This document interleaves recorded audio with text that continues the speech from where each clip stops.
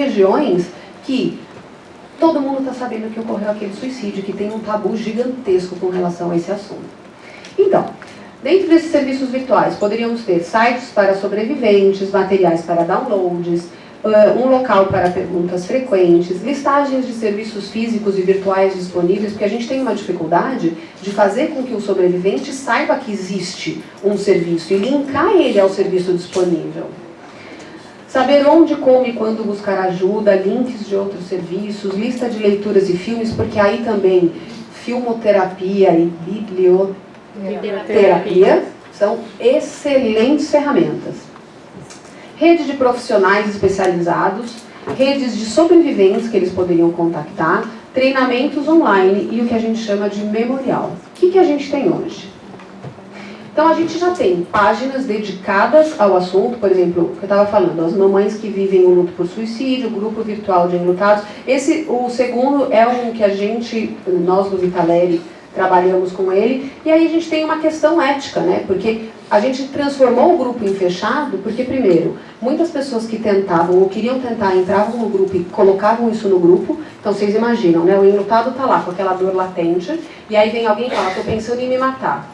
Tá? E aquilo no grupo é muito complicado. E profissionais que começaram a fazer pesquisa sem falar que estavam fazendo pesquisa. Né? Então a gente transformou em fechado e hoje as pessoas têm que colocar lá, preencher um formulário para poder ser aceita nesse grupo. Hoje nós já temos alguns blogs e cartilhas, então esse é um blog que eu super recomendo, que é o Nomoblides, que é da Terezinha e do Joseval. Eles começaram participando do nosso grupo de apoio, já montaram o grupo de apoio deles, e eles falam abertamente, de uma forma muito bonita sobre luto, e eu acredito que assim, eles têm trazido para perto deles muitas pessoas enlutadas, então acredito que eles sejam um casal que no futuro ainda vão construir muitas outras coisas. E uma cartilha que saiu lidando com o luto por suicídio. Memorial, essa é a colcha da memória viva virtual que a gente tem no site. O que é isso? São as pessoas que mandam as fotos das pessoas, dos seus entes queridos que faleceram e colocam frases. Então a gente tem a colcha da memória viva virtual e a gente tem a colcha impressa, que a gente chama.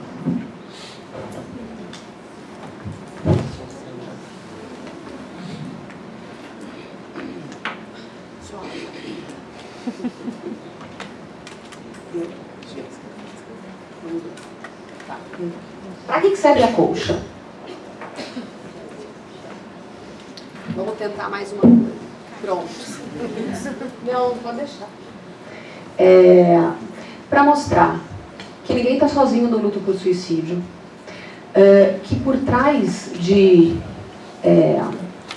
números e estatísticas a gente está falando de histórias e memórias e pessoas que perderam e que não dá para ver no rosto. Quem que falaria que essa menina de 13 anos se mataria? E os pais dela hoje têm uma ONG maravilhosa em Fortaleza, que é o Instituto Biadotti, que ela já faleceu há muitos anos e que trabalham maravilhosamente também com o assunto. Então a colcha serve para diminuir preconceito e aumentar a consciência pública sobre o assunto. Se a gente tivesse uma colcha dessa com 32 rostos por dia das pessoas que se mataram no Brasil, a gente ia mudar bastante coisa. A gente precisa falar sobre suicídio. Deixa o tabu de lado e o preconceito para fora e vamos com a gente falar de prevenção e ajudar quem precisa. Vamos nessa? Porque eu estou ajudando. Eu estou ajudando. Essa é uma campanha que a gente fez no Facebook, também para poder falar abertamente e começar 5 minutos. Estou acabando. Falar abertamente sobre o assunto. Essa campanha já alcançou 15 milhões de jovens. Né? Então é um jeito que a gente acaba falando muito sobre suicídio e luto entre os profissionais. A gente precisa fazer com que esse conhecimento chegue fora, chegue ao enlutado, chegue a quem passou, chegue ao pastor que acaba fazendo às vezes um sermão na igreja de uma forma que ele não foi sensibilizado para ver de uma outra maneira, né? Então essa é uma campanha que foi feita para trazer essa informação e para mostrar que sim, a gente pode falar abertamente sobre isso. E agora a gente vai ter a segunda fase, onde A gente preparou as pessoas com essa primeira fase e agora a segunda fase a gente vai trazer as histórias. Olha só, esse é o rostinho para vocês. Meu nome é Vanessa Guedes. Sou Paula. Eu sou o Marcos. Meu nome é Roberta. Sou Joseval. Eu sou a Terezinha. Eu sou o padre Lício Vale. Eu sou um sobrevivente de suicídio. Eu tinha 12 anos, eu tentei me matar. Sou filha de uma sobrevivente do suicídio. Eu sou uma sobrevivente enlutada pelo suicídio. Sobrevivente enlutada por suicídio. Mãe da Marina, sobrevivente lutada por suicídio. Então isso vai sair agora em setembro. Também é um jeito de poder mostrar para os sobreviventes que eles podem contar as histórias. E a gente chamou sobreviventes que a gente já entendia que podiam falar abertamente sobre o assunto. Então a gente já tem alguns serviços virtuais acontecendo. Já temos os grupos de apoio, né? Não temos ainda suporte ao luto infantil ou grupos de apoio ao suicídio para crianças, tá? O que seria muito interessante se a gente tivesse. Já temos na nova lei, aí eu vou falar rapidamente sobre a nova lei, já inclui nessa lei a questão dos sobreviventes, o que já é um avanço enorme. Aqui são alguns exemplos de locais que têm grupos de apoio de sobreviventes. Tem o app que não está aqui. Dani, depois eu preciso colocar o app aqui. Né, Gláucia? Hã? Tá na minha. Tá na dela, então tá. Aqui a gente fez o primeiro encontro nacional dos sobreviventes do suicídio no primeiro congresso da ABEPS. Então é um jeito de mostrar que, sim, tem espaço para a gente falar sobre isso dentro da comunidade científica. Esse foi o segundo encontro nacional, olha a quantidade de gente que tinha esse foi o fechamento, a atividade de fechamento do encontro. Para mostrar que a força do sobrevivente é grande, esse é o Shopping Pátio Brasil, onde a força de um pai que perdeu um filho fez com que o Ministério Público obrigasse o Shopping Pátio Brasil a colocar vidro num local onde já era o que a gente chama de hotspot. Hotspot é um local onde acontecem muitos suicídios. E isso foi iniciado por um pai. Aqui a lei, né, então ela já traz a questão das pessoas abordar adequadamente os familiares, promover a articulação, enfim. Acho que são coisas interessantes. Então a gente já tem grupos de apoio e estamos já no desenvolvimento de diretrizes. Uma outra forma é ter parcerias, então, com esses serviços se conversarem. A gente não tem ainda um local onde a gente tenha listado todos os serviços que a gente tem de pós-venção no Brasil.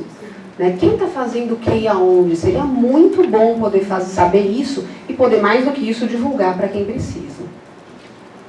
E trabalho de educação e consciência pública, porque não adianta a gente ter uma série de serviços se as pessoas não conseguirem falar sobre o assunto, se as pessoas não conseguirem ir atrás de ajuda. Então aí vai pesquisa, falta muita pesquisa, treinamento e diretrizes para a mídia.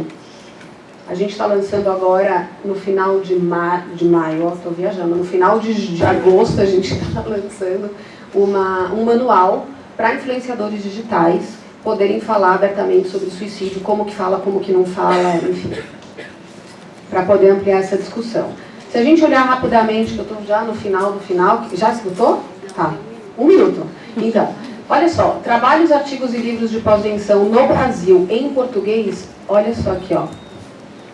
Gente, a gente precisa publicar muito mais sobre o assunto, né? Né?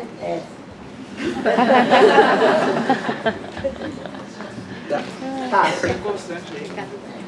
E aí o CVV lançou ao mês passado uma série de vídeos para serem utilizadas, e dentro dessa série de vídeos, eu não vou passar o videozinho porque eu já estou com o tempo estourado, mas tem vídeos para as jovens, tem vídeos para escolas e educadores, e tem uma série de vídeos com uma cartilha onde tudo pode ser baixado gratuitamente, como montar grupos de apoio para sobreviventes do suicídio. Vocês acham isso no cvv.org.br/conheça mais, porque a gente entendeu que para a gente poder ter mais pessoas trabalhando, a gente precisa capacitar as pessoas para poderem trabalhar com esses grupos de apoio. Então ali tem todo o material. Qual é o número da lei, cara? Hã? Por favor, o número da lei. Vixe, o número da lei. 3.819. 3...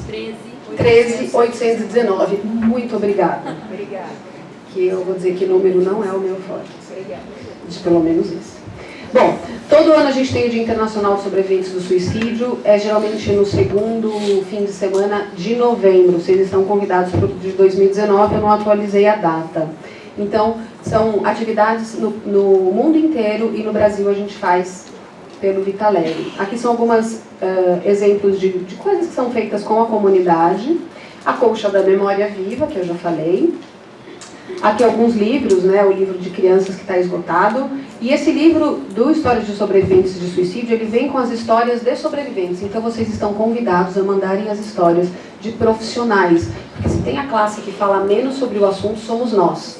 Né? Então, está aberta a inscrição para o 3º concurso, mandem suas histórias, porque a gente só vai poder mudar também muito dessa questão a hora que a gente puder, como profissionais, falar abertamente sobre como é lidar com o suicídio ou como é perder alguém para o suicídio dentro da nossa prática clínica. Aqui eu trouxe um trecho da vencedora do concurso do ano passado, mas vai ficar só o gostinho, porque senão eles vão cortar o meu microfone daqui a pouco.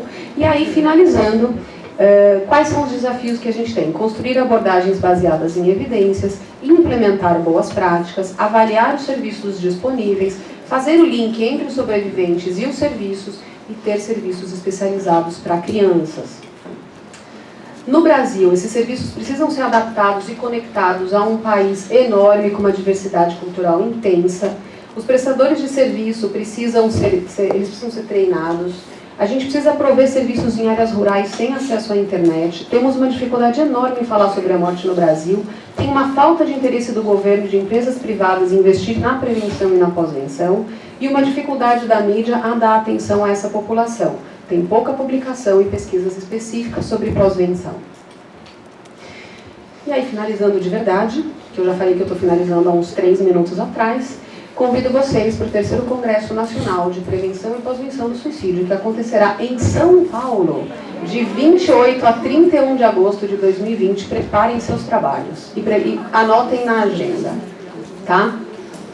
Material indicado, tá lá no site. E é isso, gente. Muito obrigada.